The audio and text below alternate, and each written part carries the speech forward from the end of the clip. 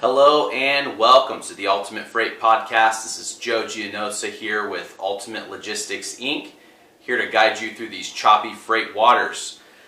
You remember Memorial Day, how a couple of weeks beforehand the freight market kind of pulled back a little bit. Things weren't as crazy. There weren't as many things being shipped. Then over Memorial Day weekend you saw that big spike in the week leading up to it. Same thing's going on with 4th of July. You're going to see a slight pullback this week, maybe next week, so enjoy that a little bit. And then that week right before 4th of July, that's when you're going to start seeing the prices spike. I believe that starts June 30th, so 2 weeks away from that. So you'll see a slight pullback now. Everyone was trying to get things off of their docks and out of their books at the end of the month last month, and also the end of the quarter. So now you're seeing that slight pullback, a little bit less demand. You're still seeing high rates out of Los Angeles, Midwest, Southeast. That hasn't changed. And high rates everywhere compared to last year and the year before. It's just unprecedented. But you're seeing that slight pullback now. But just be ready for the 4th of July. So what I wanted to get into today was how to combine your LTL orders to make your own full truckload, and you're really making your own LTL truck, and how to plan for that. So there's a couple of different things that you want to pay attention to. The first one is how much weight are you shipping and how many pallet spots are you shipping. So let's say you have 3 LTL orders, and all 3 of them are going down to the Southern California area. Let's say you're up in the Bay Area and you have multiple orders to ship down to Los Angeles. Let's say one order is 2 pallets, the other order is 5 pallets, and then you got another order for, let's say, 4 pallets. Well, that's 11 pallets total. It's much cheaper if you had one order for 11 pallets going from NorCal to SoCal. It's much cheaper to ship that as a full truckload.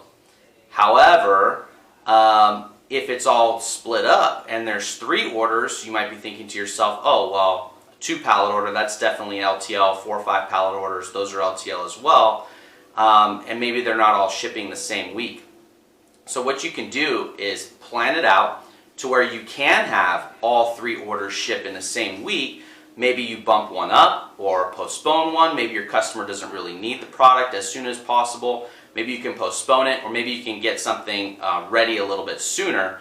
If you have all 3 of those orders ready, what you can do is turn that into your own full truckload. So you take all 3 of those orders, all 11 pallets, and the weight, you combine them together, and then you ask your broker, hey, these can all pick up on this day, and they can all, they all need to be delivered by X date. What can we do to get the cheapest rate possible?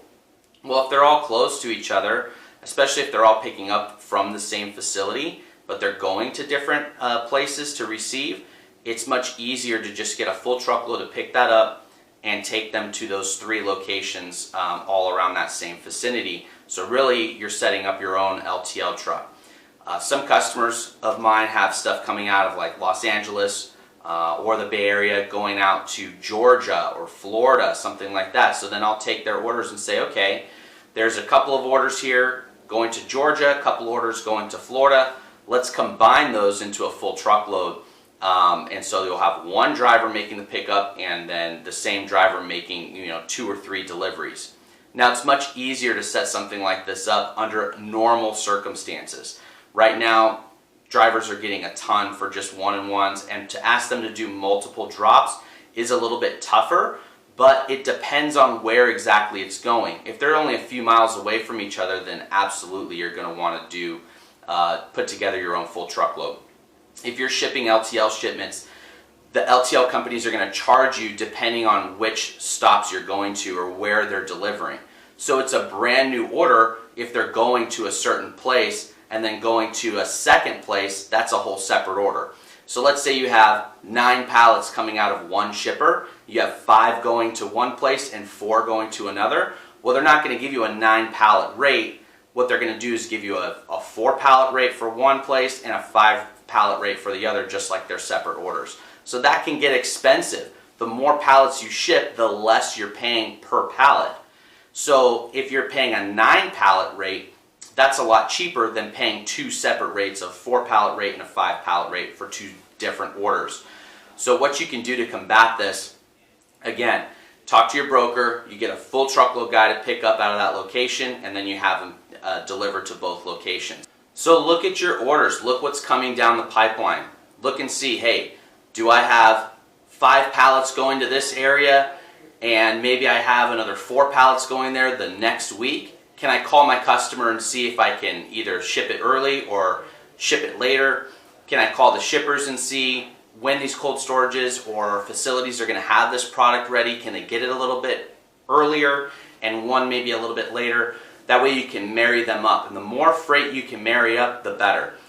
And because of the rates right now, it's becoming more and more advantageous to ship LTL. It used to be, if you're shipping something from Northern California to Southern California, 4 or 5 pallets was like the threshold. Anything after 4 or 5 pallets, you're shipping a full truckload. It's actually cheaper to ship it like that. So it really just depends on you, what you're shipping and how long the distance is and where you're going. Full truckload rates have gone up tremendously. So it really just depends on how much you're shipping. So find out where that threshold is for that lane, and then you take your LTL orders and you say, okay, here, maybe we can combine these two and ship it out on a full truckload and go from there. So I have customers that we pick up out of Northern California every week with 1 full truckload, and they get a truckload of space, and then it all goes down to Southern California, and they had a challenge because they had a full truckload of product that they needed to deliver to Los Angeles every week, and still do, and it's about 8 to 12 drops per week. Well, that's impossible for a full truckload guy to pick up all that freight, bring it down, and then make 8 to 10 to 12, usually it's 8 to 10 deliveries in one day, especially with how much these places are backed up and everything else. So what we did is we got creative, and we said, okay, we're going to have a full truckload guy go up there, pick everything up, take it down to one of our LTL carriers' docks, and then what they'll do is they'll split up those deliveries and just make deliveries with multiple little bobtails, little trucks, small trucks, 20-foot trucks. Some of them are smaller than that, little vans, refrigerated vans, and they go out and make 1 to 2 pallet, 4 pallet deliveries all over Los Angeles all at the same time. So we've gotten creative that way as well. So if you have problems like that, or concerns or anything like that, or challenges on making multiple deliveries, you have multiple LTL orders, talk to your broker and they can tell you how to ship it the cheapest way possible. And we can look at it and say, okay, is all the LTL product combined under 42,000 pounds, and is it under 26 pallets? That's really the go-to, what you want to look at. And then just make sure everything's the same temperature. We can get into temperature controlled stuff, that's a little complicated, getting bulkheads and stuff like that. If some stuff's refrigerated, some stuff is frozen, but it definitely makes it a lot easier if it's all chilled, all frozen, or of course all dry. So anyway, thank you for tuning in, thank you for your time, and we will talk to you next week. See ya.